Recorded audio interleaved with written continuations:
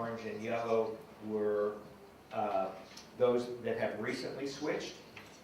The darker is less than 2 years ago, orange is 2 to 6 years ago, the light orange is 6 to 10 years ago, the bottom one is more than 10 years ago. And then the green, the dark green are those in the middle of a transition today, and the light green is those that are planning on switching, and the pale green is those that are considering switching. And we have broken this into two groups. Just звук. We'll make it.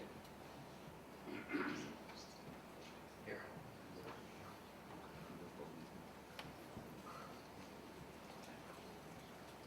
So we've also broken this into large firms and firms that are not large. And one of the things that we were surprised that 7% of the firms that were not large, small and medium businesses, are actively going through a transition today. But we thought it was quite interesting that among large firms, that was almost 12%. And when we look at software consolidations, and that is firms that are undergoing a software diversity reduction change. That is, we have 10 C8 packages, we're going to move to 7 C8 packages. We have 3 CAD systems, we're going to move to 2. Those numbers are much, much larger, particularly for large firms. And the standout here is that 35% of large firms are currently in the process of a consolidation of PLM or PDM systems. That's a very, very large number. And then here's how this picture looks between consolidations and transitions, and large firms and small and medium businesses. So we also took a look at technologies that firms were paying attention to. The red here is we've rejected this technology. The pink is we are not paying attention to the technology. The green is we're paying attention, and the blue is we've actively deployed or are deploying the technologies. We have Twitter at the top, augmented reality, Google Wave, Google OS, systems level design verification, graphical processor units, software as a service, cloud computing, social networking, SharePoint, open source software, and Windows 7. Some of the standout results here were that SharePoint is dominant and very, very tied to the size of the firm. Small firms have deployed at 10%, large firms at 90%. And there's a significant difference here in the much more activities being paid attention to in the AEC firms than in the manufacturing firms. There's much more awareness of new technologies and much more activity there. And I also want to point out the high rate of awareness or paying attention to on open source software.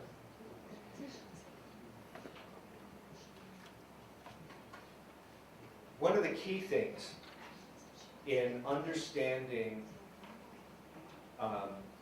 and dealing with strategy is the alignment between the goals and purpose of a company and the tools that it uses.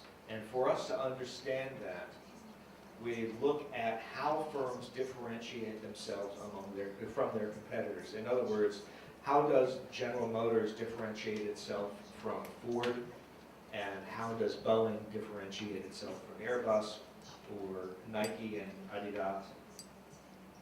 And we have these different areas of criteria. So there's a judgment that says for most firms, performance is the most important thing that they differentiate themselves from. And they go down. The scale here was on a 1 to 7 basis, but what's important here is the differential. And we can look at how that varies across regions. We have the Americas, Europe, Middle East, and Asia, and Africa, and then Asia and Pacific. And this is a heat map And it's kind of not easy to get that data, so we can look at this in a different way. And we have this sorted by how it is ranked in the Americas, and we can look at where Europe and Asia Pacific are more or less involved. But really, it doesn't show up until you do something like this. You can see those differences graphically, and you can see that in some areas, there is a strong consensus on the value. And here, intellectual property or specialized knowledge, all of the regions basically have the same opinion. But in some areas, long-term value, service, and features, there's a large differentiation between the levels of importance each of the regions place on it, with Europe placing much higher value on long-term value, service, and features, and Asia Pacific much, much less. We can also look and use this same tool to look at how different people within, or different titles within the firm, look at data. So here we have the CEO and their first line reports, the executive vice president, the vice president, department heads. And what's interesting is where they are not in alignment. So the CEO believes that corporate responsibility is much more important than the belief of the executive vice president. And of particular interest, and the biggest differential is down here when we talk about brand. The executive vice president first line reports place a much, much higher value on it than the CEO, because the CEOs recognize how frail brand is. And we can also look at the differentials between the first line reports and engineering, and here what we see are engineers placing a higher value on service, sustainability, and certification than those from the first line reports. And then we can look at the difference between CEOs and engineering, and its corporate responsibility, ease of use are more important to the CEO, and certification, compliance, and brand have a much higher value in the mind of the engineer. We can also look at this by product. And this is data that I don't really understand yet.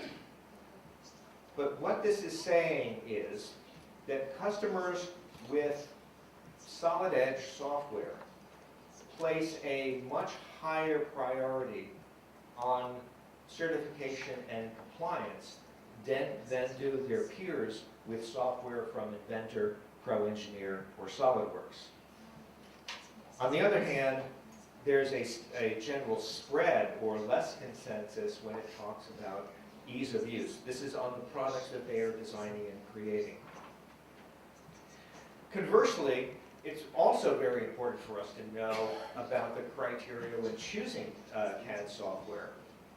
And we've broken these down into cost, disruption and risk, and function. And the cost issue, there's total cost of ownership, initial price of the software license, initial soft cost of transitions, recurring cost, cost of converting existing custom code. I'm not going to read the rest of them. We'll make this available to you. But we can throw the heat map up here. And we can see just from looking at the heat map that the real differential is happening between large firms and medium firms. So we can go and look specifically at that differential. And the results that we see is that large firms have a much higher value on the initial cost of transition and the cost of converting existing code than do medium-sized firms. Correspondingly, integration with CAM is more important to medium-sized firms than it is to large firms.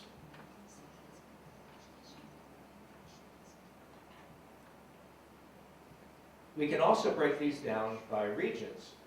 And we have these sorted by the Americas, and we can see that recurring costs and initial soft costs of transitions are less critical or less important to EMEA customers than they are to Americas. And that the financial stability of the vendor is less important to EMEA and Asia Pacific. And that outsourcing friendly is less important to EMEA and Asia Pacific. But we can also throw up the data for, I've labeled this CIS Plus, that essentially is all of the Russian-speaking countries that we have data for. Now, I caution you on the data. The data here is what I would refer to as thin. That is, there's not enough of a sample size for us to rely on the data, but it's enough for us to get an indication that these are areas that we need to pay attention to.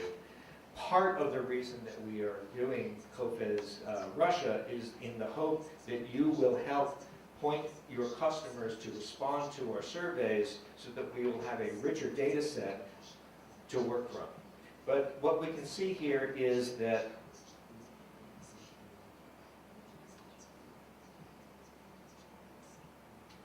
the initial price of the software license is very key in the Russian-speaking market, that interoperability with data from a former system is less important, that financial stability of the vendor and the ability of the software to impose workflow or traditional PLM strain is the bottom rank on the Russian-speaking countries, and that integration with CAM, the opportunity to add on modules, and the integration between CAD and CAE is very highly ranked among the small sample size that we have.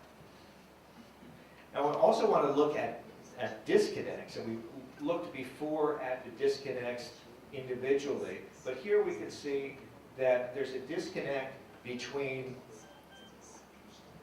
for reliability, between the executive vice president. The CEO and the engineer are in alignment, and the executive vice president is standing alone with a lower value on that topic. Corporate responsibility, and by corporate responsibility, we are talking about how the customer feels about whether the corporation is a good citizen. And that's much higher on the CEO than for the engineer or designer. Conversely, service is much lower ranked on the executive vice president. Ease of use is higher on the CEO. Certification and compliance is something that the engineer has to deal with on a day-to-day basis, and therefore they are thinking that it is a higher importance in terms of where the customer is. And again, the differentiation on brand, and then for some of these on sustainability, there's a spread and no consensus outside. Now, the important thing is you should be aware of these disconnects, and in some cases they're justified, in others they're a problem that you need to understand and deal with within your firm. Criteria by title. These are the areas: initial soft cost of transition and cost of converting customer code, custom code on the side of the first line reports. Integration with other products from the same vendor is much more important to the CEO. And the opportunity to expand, the potential, the strategy levels for add-ons, for outsourcing and integration are much more important to the CEO than they are down the line. And finally, with respect to those who are making the decisions, the total cost of ownership is more important to those that decide. Those that are not part of the acquisition process are very concerned about converting custom code. They're also concerned about add-on modules and integration with CAD. And I think that the next disconnect to look at is the disconnect between the decision